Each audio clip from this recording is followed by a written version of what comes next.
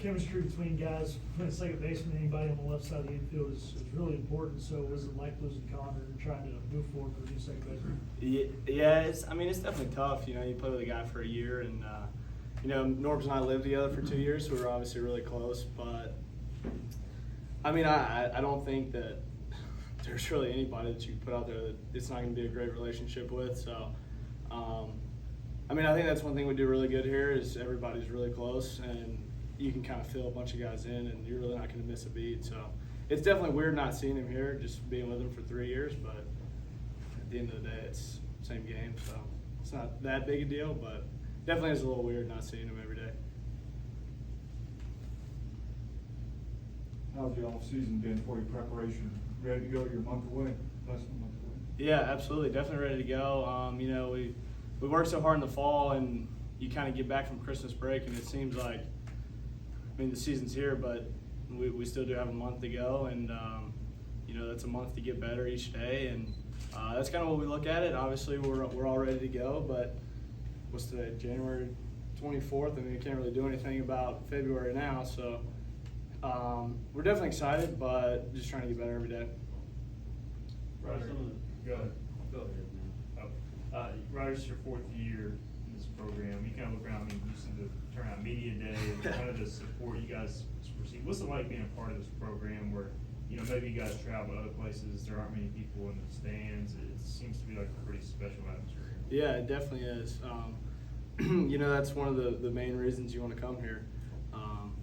You do come here, and it does seem like a family atmosphere. You know, Greenville's a big college town. It's not like Raleigh. There's a ton to do. So, you know, on a Tuesday night, on a midweek game, we have 4,000 people in the stands.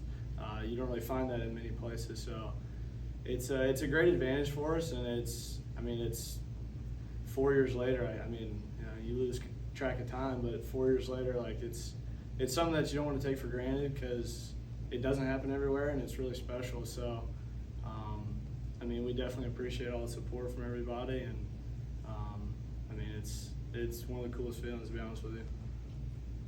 As a group, like, what are some of the big takeaways from the fall? What are some of the things you feel like you guys are where you kind of need to be right now? I think pitching is a big thing. You know, we got a lot of young guys. We got a lot of young, talented guys, and you know, obviously with Cooch and Logish and Saylor and all those older guys, Mayhew, all those guys. It's a nice blend for those younger guys to look up to, and I just think we're really close, and I think that's going to go a long ways with, you know, the young talent that obviously hasn't played here before. But I think we're going to be pretty good. So, I mean, I'm just ready to get going, to be honest with you. Do you feel like they're fitting in, the young guys? Do you feel like they've kind of just like gelled in with the group? Yeah, definitely. I think, you know, we bring the guys in the summer before freshman fall. You know, I mean, you move to college and it's a lot at you at one point. So I think using that summer is a good way to get the guys gelled, and you know, most of the time a lot of older guys are stay back with them, and you kind of form that relationship with, you know, 10, 15 older guys before everyone gets back, and it's like so much at you at one time. And so I think when we got back from summer break, we got back for this fall semester, we just kind of jumped right into it, didn't miss a beat. It wasn't like it took a week or two to everybody get introduced to each other and all that good stuff. So yeah, I definitely think you guys are gelled pretty good. Who are a couple of the younger guys that have caught your attention? Pitchers, position players, or just any? Who? Pitchers, I would say Merritt Beaker. You know, he's left-handed pitcher, low 90s. He's obviously very talented, but he's not intimidated by anything. He just goes out and pitches. And so I think him, Wyatt Shankman is another guy who's really talented. Trey Savage is not a fun at bat against him. I mean, he's a big 6'5", 6'6", low to mid 90s righty with a good breaking ball. And Jake Hunter, he's another guy that's really impressed me.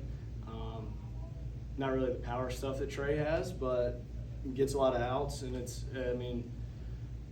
they're all really good, to be honest with you.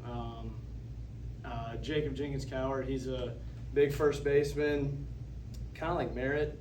I would tell Jacob this, but I think he's maybe I don't know how to put this, but I mean he's not scared. That's the big thing. He's not scared, and you go out and he's just doing his own thing, and he's attacking everything he does, and he's obviously very talented. So when you put talent with not backing down from anybody, you obviously got a great player, and that's who all those guys are. Ryder, you guys are ranked in the top 15 in a lot of these baseball polls. I know you don't want to focus on that. How do you block out all this preseason hype here? Yeah, I mean, it's cool for the fans. It obviously gives us confidence going into the season, and it's a good thing for the fans to talk about. But we talk about it all the time. I mean, being ranked in January doesn't really. You've obviously heard that from all my teammates, I'm sure. But it doesn't really get us. It doesn't get us anything, and so. I mean, when it comes down to it, we want to be the number one team in June, the end of June. So that's really what the main focus is. It is awesome just for, all the fans and families and all that good stuff, just to kind of notice the work we've put in previous seasons and all that good stuff. But really, at the end of the day, that's what it is. It's from last year, and we just got to focus on today, getting better today, going to lift, practice, and then doing it again tomorrow. So. Coming off a very successful season, how important is a strong start to this year into kind of carrying momentum over? Is it just kind of you have to start from scratch? Yeah, it definitely is important. Obviously you always want to get off to a good start. I think we used last year as a kind of a confidence boost, but also, obviously we don't have the same team. We don't have Franny, we don't have Norby, Gavin, all those guys that Rich, Cam, obviously guys that made a lasting impact on our program. So using the confidence we have from last year going forward, and then the guys that are still here, kind of just keeping it rolling, not missing a step, and realizing that it's a different team, but it's still ECU baseball, so we're going to have the same core principles, but just different people in different roles. And I think if we show up, we should be fine. So You look at the culture Coach Galvin's kind of instilled here. How much do you feel like that elevates, your game, your teammates' game in terms of, hey, you were obviously talented coming to high school, but by the time you're done here, you're a totally different man, totally different player. Yeah. How does that help you grow?